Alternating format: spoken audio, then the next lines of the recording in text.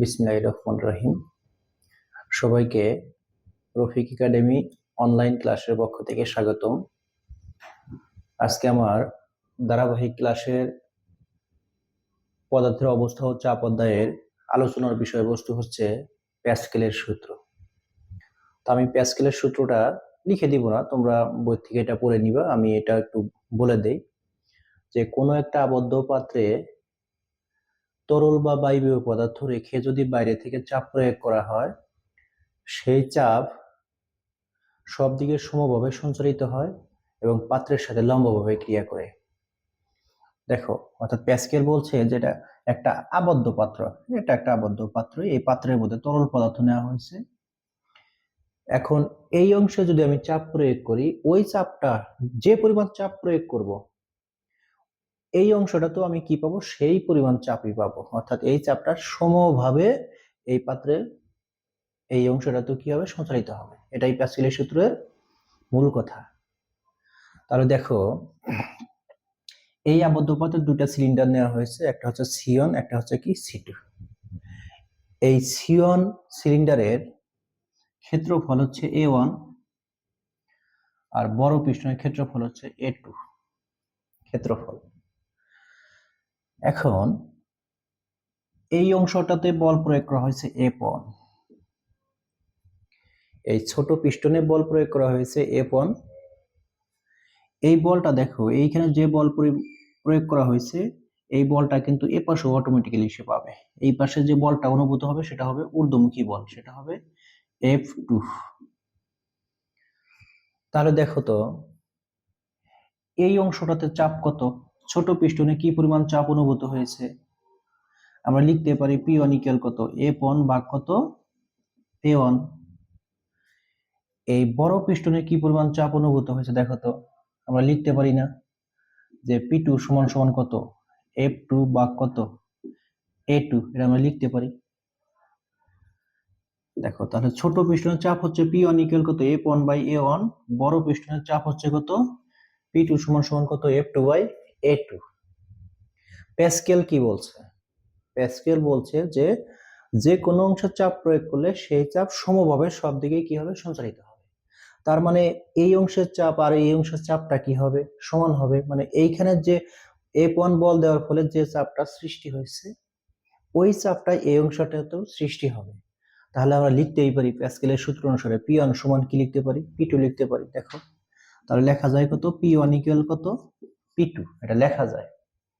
এখন এইখানে মান বসায় দাও, P1 এর মান কত, F1 বাই কত, A1 সমান সমান কত, F2, এই P2 এর মান কত, F2 বাই A2।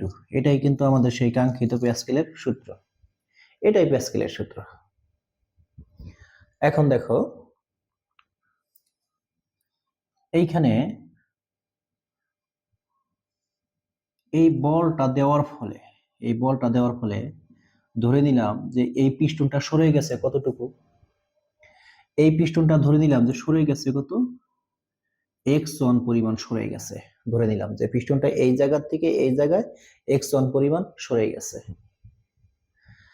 এখন দেখো, এইখান থেকে সরে যাওয়ার ফলে এইখান থেকে কিছু পানি সরে গেছে, এই পানিটা এই পাশে এসে আবার সেটা উপরের দিকে যাবে।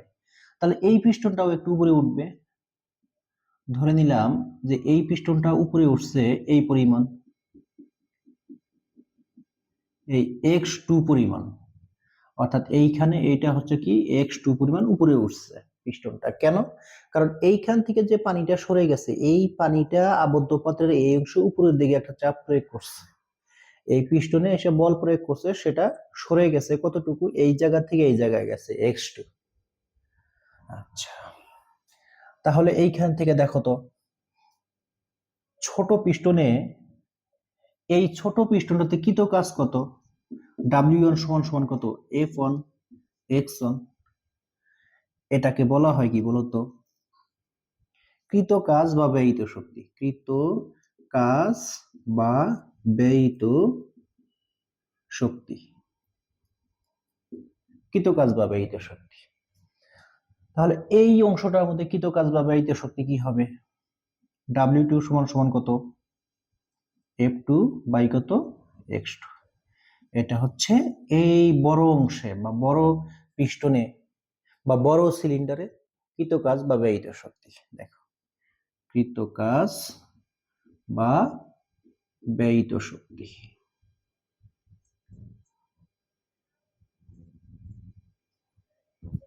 আচ্ছা, এখন দেখো এই অংশের থেকে যে আয়তনের পানিটা সরে গেছে, নিচের দিকে গেছে, তাহলে এই অংশে ঠিক সেই আয়তনের পানিটা উপরে উঠে যাবে। তার মানে এই অংশে পানির সরে যাওয়া অংশের পানির আয়তন আর এই অংশে উপরে উঠে যাওয়া পানির আয়তন কি হবে? সেম হবে। তাহলে এইখান থেকে আমরা লিখতেই পারি কি, দেখো A1 x1 মানে এই অংশটার আয়তন সমান সমান হবে এই অংশটার আয়তন, এটার ক্ষেত্রফল আর এটার সরণ A2 x2। তাহলে দেখো প্যাসকেলের আমরা সূত্রগুলো আমরা কয়টা সূত্র পেলাম?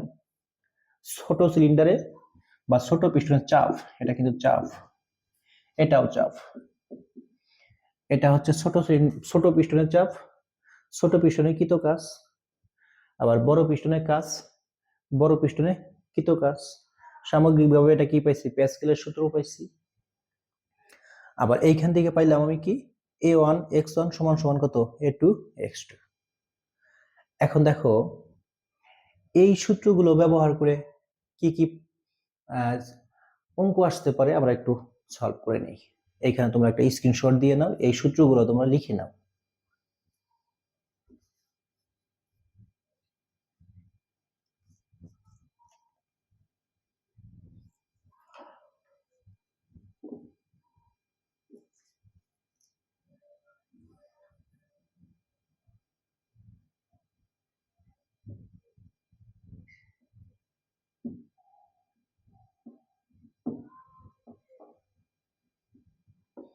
এইখান থেকে আমি তোমাদের কয়েকটা অঙ্ক আমি করে দেই। দেখো, ধরে নাও এইখানে A1 এর মান হচ্ছে 20 নিউটন, এই অংশটার ক্ষেত্রফল হচ্ছে 2 সেন্টিমিটার স্কোয়ার, এইটার ক্ষেত্রফল হচ্ছে A2 ইকুয়াল ধরো 4 সেন্টিমিটার স্কোয়ার, এটা ধরে নাও 4 সেন্টিমিটার স্কোয়ার। এখন এইখান থেকে কি প্রশ্ন হইতে পারে? দেখো, 1 নাম্বার, বড় পিস্টনে ঊর্ধ্বমুখী বল কত? বড় পিস্টনে ঊর্ধ্বমুখী বল কত? ঊর্ধ্বমুখী বল কত?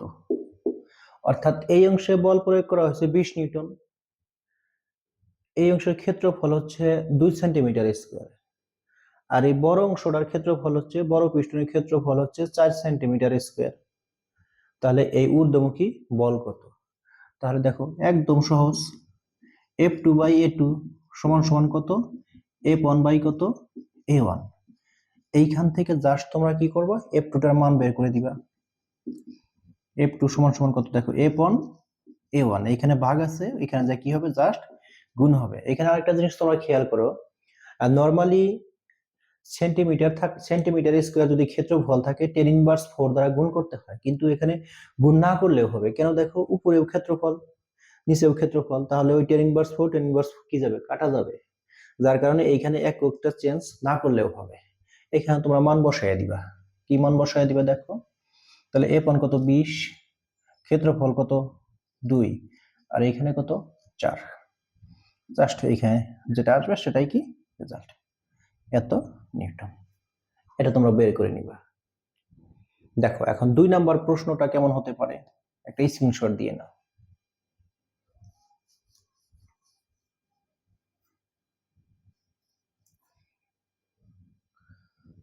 ছোট পিস্টনে 2 নাম্বার, কৃত কাজ কত বা ব্যয়িত শক্তি কত? দেখো, আচ্ছা আমরা কাজের সূত্র কি পেয়েছিলাম? W1 সমান সমান কত পেয়েছিলাম? F1 x1, অর্থাৎ কাজ সমান সমান কি? বল গুণন সরণ। এই যে এখানে ধরে নাও 20 নিউটন বল দেওয়ার ফলে এই পিস্টনটা সরে গেছে ধরো 3 সেন্টিমিটার, তাহলে এইটার মধ্যে কৃত কাজ কত? দেখো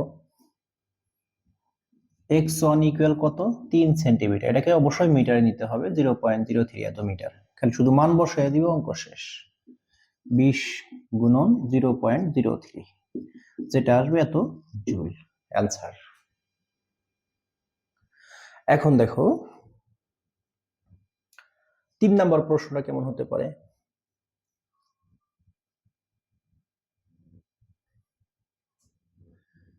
এবার বললো বড় পিস্টনে কৃত কাজ কত। বড় পিস্টনে কৃত কাজ কত, এটা ধরো 3 নাম্বার প্রশ্ন। তাহলে আমার সূত্রটা কি, F2 F2 x2। আচ্ছা, ধরে নিলাম এখানে F2 এর মানটা ধরলাম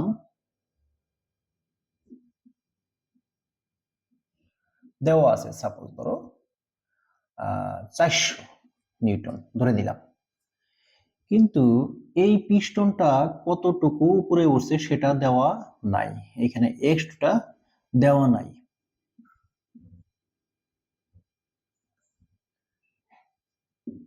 তার মানে কি, x2টা আগে বের করে নিতে হবে, তারপরে আমাকে কৃত কাজ বের করতে হবে। এখন x2 তুমি কিভাবে বের করবা খেয়াল করো। a1 x1 সমান কত, a2 x2। এইখান থেকে কি বের করবা, এই x2টা বের করে নিবা, তারপরে কৃত কাজ বা ব্যয়িত শক্তি বের করবা। W2 সমান কত, F2 x2। এইখানে মান বসায় দিবা, যেটা আসবে কি এত জুল। এখন এইখান থেকে আরো একটা প্রশ্ন আসে যে উভয় পিস্টনে কৃত কাজ বা ব্যয়িত শক্তি একই হবে কিনা। 4 নাম্বার প্রশ্ন, উভয় পিস্টনে কৃত কাজ বা ব্যয়িত শক্তি একই হবে কিনা। ব্যয়িত শক্তি একই হবে কিনা, তাহলে এটা কিভাবে সলভ করবা।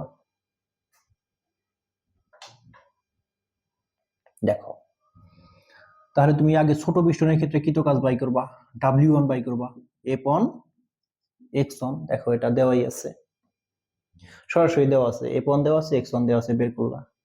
এখন বড় পিস্টনে তুমি কি বাই করবা, কৃত কাজ বাই করবা, F2 x2। এখন কোনো কারণে যদি x2 বা x1 যদি দেওয়া না থাকে, তাহলে তুমি কোনটা বের করবে। দেখো, x1 বা x2 না থাকলে কোন কোন সমীকরণ বের করবা, কোথা থেকে বের করবা, a1 বা a1 x1 সমান সমান a2 x2। এই সমীকরণ থেকে আমরা বের করে এইখানে মান বসাবো, তারপরে আমরা যাচাই করব যে উভয় পিস্টনে কৃত কাজ বা ব্যয়িত শক্তি একই থাকবে কিনা। এখন দেখো,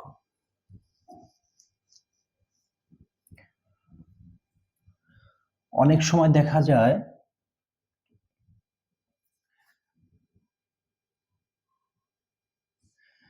যে এখানে ব্যাসার্ধ দেওয়া থাকে, ধরো ব্যাসার্ধ 3 সেন্টিমিটার, এটার ব্যাসার্ধ ধরলাম 6 সেন্টিমিটার, আর টু ইকুয়াল ধরলাম 6 সেন্টিমিটার। অনেক সময় ব্যাসার্ধ দেওয়া থাকে, তখন যদি বলে যে প্রযুক্ত বল কত, এটা কয় নাম্বার প্রশ্ন, 5 নাম্বার প্রশ্ন। ব্যাসার্ধ দেওয়া থাকলে যদি আমরা বল বের করতে বলে, তখন দেখো ব্যাসার্ধ দেওয়া থাকলে আমি কি বের করব, F2 বের করব। দেখো কিভাবে বের করবা, আমরা জানি F2 বাই A2 সমান F1 বাই A1। এইখানে দেখো একটা জিনিস খেয়াল করো, জাস্ট ক্ষেত্রফলটা চেঞ্জ হয়ে যাবে। এবার F2 ক্ষেত্রফলের সূত্র কি, পাই r2 স্কয়ার। এইখানে দেখো F2 F1 পাই r1 স্কয়ার। এইখান থেকে দেখো এবার পাই পাই কেটে যাবে, তাহলে কি থাকবে, F2 by r2 square F1 by r1 square. তারপরে আমরা কি বের করব, জাস্ট F2 সমান সমান কি F on R one square, এইটা আছে ভাগ, ওই পাশে যা গুণন হবে আর টু তারপর স্কোয়ার। এখন তোমরা জাস্ট মান বসাইয়া দিবা। দেখো এফ অন কত 20, আর অন কত 3 সেন্টিমিটার, এটাকে মিটারে নিতে হবে 0.03 তার উপর স্কোয়ার। আর টু কত 6 সেন্টিমিটার, এটাকে মিটারে নিতে হবে 0.06 তার উপর স্কোয়ার। যেটা আসবে সেটাই এত নিউটন বল প্রযুক্ত হবে। আচ্ছা, একটা স্ক্রিনশট দিয়ে নাও।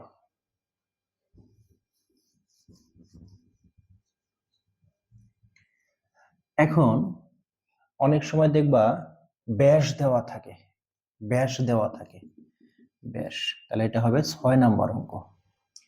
ব্যাস ধরো এখানে D1 ইকুয়াল দেওয়া আছে 10 সেন্টিমিটার,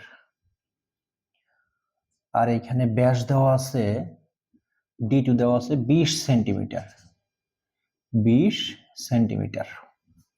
এখন বলছে যে বড় পিস্টনে ঊর্ধ্বমুখী বল কত। এখন কি করবা তুমি? ওই সূত্র আগের মতোই, F2 F1 A1। এখন জাস্ট কি করবা তুমি? সূত্র বসাইয়া দিবা। F2 ক্ষেত্রফলের সূত্র পাই R2 স্কয়ার, F1 পাই R1 স্কয়ার। পাই পাই কাটা যায়, F2 পাই পাই কাটা গেল, R2 square, F1 R1 square. দেখো এখন কি করবা? Just F2। এখন এই জায়গা আর মানে কি ব্যাসার্ধ, কিন্তু আমার দেওয়া আছে কি ব্যাস। ব্যাসকে 2 দ্বারা ভাগ করলে কি পাওয়া যায় বলো তো? ব্যাসার্ধ পাওয়া যায়। এখানে জাস্ট মান বসাইয়া দিবা, D2 ভাগ 2 তার উপর স্কয়ার সমান F1 D1 ভাগ 2 তার উপর স্কয়ার। এখন দেখো মান বসাইলে হয়ে যাবে। এখানে তোমরা বের করে নাও, D2/2 এটা বসাইতে পারো, কত হয় দেখো তো। D2/2 হয় কত? 10 সেন্টিমিটার। আর D1/2 মানে কত? এটাকে অর্ধেক করো, 5 সেন্টিমিটার। তার মানে যদি এটাকে মিটারে নাও তাহলে কি হবে দেখো তো। মিটারে নিলে হবে 0.1 মিটার, আর এটা হবে কত 0.05, এত কি মিটার। এখন এখানে মানগুলা বসাই দিলে তুমি কিসের মান পাওয়া যাবে বলতো? F2 বের হবে না? F2 বের হয়ে যাবে। দেখো এখানে F2 ভাগ কত 0.1, সরি এইটা ঠিক আছে 0.1। তোমরা একটু ক্যালকুলেশন গুলা চেক করে নিও, ভুল হতে পারে, তোমরা এটা দেখে নিবা।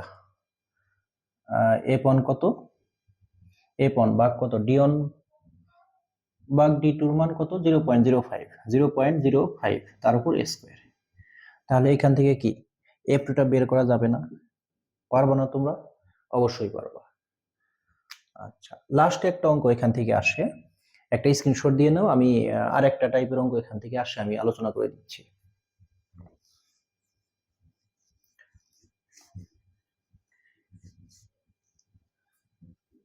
7 নাম্বার অঙ্ক। এখানে অনেক সময় বলের পরিবর্তে দেখা যায় ভর দেওয়া থাকে। এমন ইকুয়াল সাপোজ ধরো 10 কেজি। এখানে বলল যে আমি পিস্টনটাকে উপরে উঠাবো না, এই বড় পিস্টনটাকে সাম্য অবস্থায় রাখবো, তাহলে এখানে কতটুকু ভর দিতে হবে? মানে বড় পিস্টনটা সাম্য অবস্থায় রাখতে হলে কত ভর দিতে হবে? দেখো বড় পিস্টন সাম্য অবস্থায় রাখতে হলে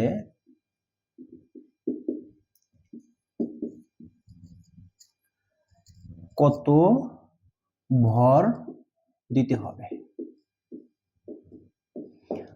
তার মানে তোমরা মনে হয় প্রশ্নটা বুঝতে পারো নাই। দেখো এইখানে 10 কেজি ভর দেওয়া হয়েছে, তার মানে এই পিস্টনটা নিচে নামবে, তখন আলটিমেটলি এইখানে কিন্তু একটা উপরের দিকে একটা চাপ অনুভূত হবে, তখন এই পিস্টনটা উপরে উঠতে চাবে, কিন্তু এই পিস্টনটাকে আমি আগের জায়গায় রাখতে চাই, তখন কি আমাকে উপর থেকে একটা ভর দিতে হবে না? ভর দিতে হবে। এইটাই আসলে বের করতে বলছে, যে এই পিস্টনটাকে সাম্যাবস্থা রাখতে কতটুকু ভর দিতে হবে। তার মানে M2 ইকুয়াল হোয়াট? তার মানে দেখো এটাও সূত্র সেম। এখন আমরা 2 দিয়ে আগে করি, F2 A2 সমান সমান কত? F1 A1। এখন দেখো F2 F মানে কি mg, তার মানে শুধু এখানে মান বসায় দিবা আর কিচ্ছু না। এখন এই জায়গায় সূত্র বসাও, পাই R2 স্কয়ার M1 G পাই R1 স্কয়ার। দেখো পাই পাই কাটা, জি জি কাটা, থাকতেছে কি M2 পাই, পাইও কাটা গেল, R2 square M1 R1 square. পারা যাবে না? এখন আর এর মান ধরো এখানে আর দেওয়া নাই, কি দেওয়া আছে? ব্যাস দেওয়া আছে, তাহলে ব্যাস থেকে আমরা কি R1 পাই না, D1 ভাগ 2 পাওয়া যাবে না? দেখো এখানে কত, 5 সেন্টিমিটার। আবার D1 কত দেখো তো, R2 কত, D2 ভাগ 2 মানে কত, 20 ভাগ 2, তার মানে কত, 10 সেন্টিমিটার। এখানে মানগুলো বসাইয়া দিলে দেখো M1 এর মানও দেওয়া আছে, M1 এর মান কত, 10 কেজি। পারা যাবে না? এখান থেকে কত আমরা M2 চাইলে বের করতে পারবো না? বের করতে পারবো না। M2 সমান কত, M1 R1 স্কয়ার গুণন কত, R2 স্কয়ার। জাস্ট এখানে মানগুলো বসাইয়া দিবা, দেবা যে একটা ভর চলে আসবে, এটাই অ্যান্সার। আসলে এই সূত্রটা দিয়ে অঙ্কগুলা করা সম্ভব। তুমি দেখবা যে এখানে ব্যাস দেওয়া আছে নাকি ব্যাসার্ধ দেওয়া আছে। যদি ব্যাসার্ধ দেওয়া থাকে এখানে আমি আর নিয়ে আসবো, আর যদি ব্যাস দেওয়া থাকে তখন আমি এই জায়গায় কি নিয়ে আসবো, ডি নিয়ে আসবো। ঠিক আছে? আশা করি তোমরা অঙ্কগুলো বুঝতে পারছো। তোমরা গাইডের যে অঙ্কগুলো দেওয়া আছে সেই অঙ্কগুলো তোমরা প্র্যাকটিস করবা। তারপরেও যদি কোনোটা না বোঝো আমাকে কমেন্টে জানাইবা, আমি সেই ভিডিওটা তোমাদের করে দিব। আর ধন্যবাদ সবাইকে, ভালো থাকো সকলেই।